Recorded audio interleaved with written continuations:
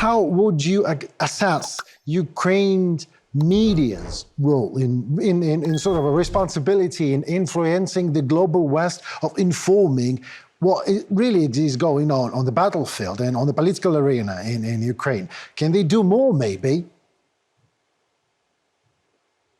You know, Henry, I've thought about this, and Ukraine's media has made very, very significant strides forward, even in the time that I first went to Ukraine in 2016. We saw last year, and I always get this wrong, but Reporters Without Borders is a highly respected NGO which produces each year a freedom of the press index and of 180 countries. North Korea consistently languishes in 180th place. Russia, since I have been reading this index, has been falling from 140. I think they're now around 167. Ukraine last year rose by 25 places in 1 year, and that's at a time in the teeth of a genocidal war. That is just one of the areas where Ukraine has evidence that they are continuing to reform. So, you know, I've seen some very, very impressive examples of Ukraine's media, from the, Ukraine Crisis Media Center to the people who run Stop Fake, and just the, and I think Ukraine tells a very, very strong story. I'm just not sure that we are, that most of us in the West are willing to hear that. We don't want to hear the truth. We cannot deal with the fact that this is something that is not a faraway war, because if Putin is allowed to succeed in Ukraine, and that horrible possibility, unfortunately, is closer today than I think it has ever been in the last 2 years since the further invasion. How to deliver that message to the West, so the West will finally understand that this is not just Ukrainian war, that this is the next will be them, any country. I mean, even America, they would have to fight this fight if Ukraine loses the war. How to deliver that message? Maybe you have a piece of advice, because I've been recently thinking about that just as well. I can't find an answer for myself. Maybe you know. Henry, I wish I did know. Right. I've been, and look, I've done somewhere in the region of 250 television and radio interviews from about a month before the outbreak of this further invasion in February in 22. And I've gone back and I've looked at what I was saying, and I was prophesizing what would happen before the invasion, if they came. I've looked at some interviews that I kept and recorded. I've said, he has done this in Aleppo. He has done this in Grozny. This will be genocidal. He will flatten entire cities. And we have seen it come through. And, I consider myself, I joke, but I consider myself B team, or the second team. But I listen to people like, I listen to the great British journalist and parliamentary candidate Ed Lucas, being interviewed a couple of nights ago, who is a great friend of Ukraine and a great authority on Ukraine. And I hear him saying things, and I listen to people like General Ben Hodges, and I listen to people like Timothy Snyder, and I listen to people like Anne Applebaum. Now, I'm a little guy at the end of the day that is doing the bit I can to help my friends in a country that I care about. Right? And I'm getting frustrated that I feel after 2 years, people are not listening to me, but they're not listening to Anne Applebaum. They're not listening to Professor Timothy Snyder. They're not listening to General Ben Hodges, the former Supreme Commander of U.S. Ground Forces in Europe. They're not listening to Ed Lucas. So what can we do? It's Russia has told us in clear, they tell us every single night of their genocidal intent to wipe Ukraine off the map and just subsume it into a greater Russia, and then on they will go, probably into your homelands, into the Baltics next. Right. Most probably, yes, they will. I'm absolutely sure they will. I mean, so do you believe that this is what is going to happen? They really need war to understand that it is war? Do you believe that in the United States, I tell you, the people of the United States, how are they doing? What is the mood of the voters in the United States in terms of, okay, Trump-Biden choice? Let's put it as simple as that. Do you believe they will go and elect Biden or Trump? What is your feeling? I pray they will elect Joe Biden, but I don't have a crystal ball. It has got to be admitted, despite all of his legal troubles, there is a great possibility that Trump will regain the White House, and I think we can be sure that is both very, very bad news for Ukraine, but also for Europe. But, Henry, there's another thing here. Europe needs to grow up and Europe needs to man up. Europe, if we take in the UK and we take in some of the other very significant non-EU states, Europe has a combined economy that is at least 15 times the size of Russia. America, again, is a similar size. We absolutely dwarf Russia. We should have put our weapons industries on a war footing 2 years ago. We haven't.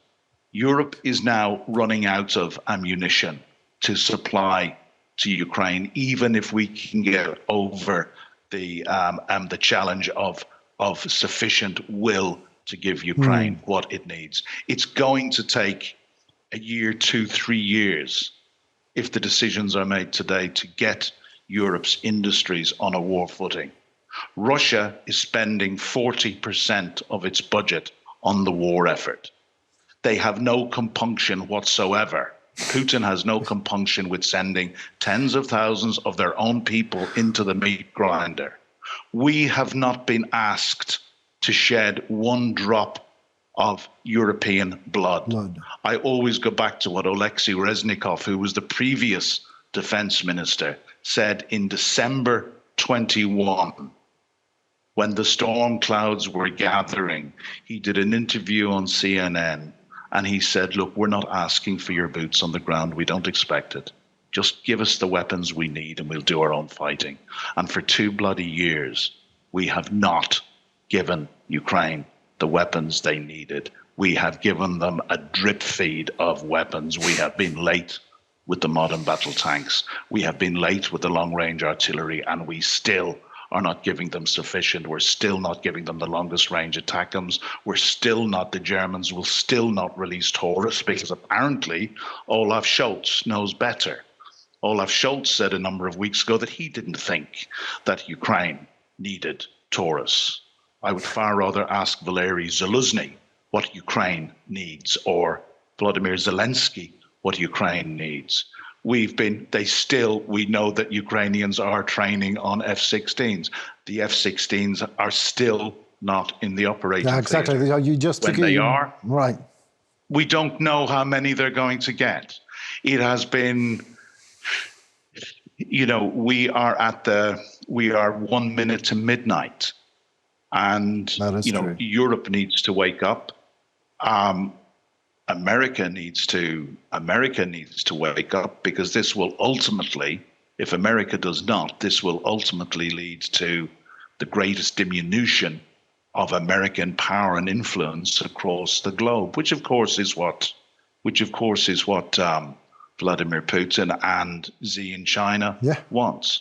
Remember one thing, America, they talk about the cost in America. America spends 0.32 of 1% of its GDP, but 5.6% of its defense budget supporting Ukraine. That is very cheap. Imagine if they just said, right, let's double it. Oh, yeah. I mean, and they're not setting even 1 foot of American soldier. Without one drop of American blood. Exactly. And by the way, this is the thing that the American people, I think, probably either forget or are not told.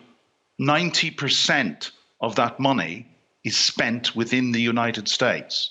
The United States Just by is the not way, like right. Ireland or Estonia or Lithuania, small open economies. It's a massive closed economy. They could cease trading with the rest of the world tomorrow, and their national wealth wouldn't be significantly affected.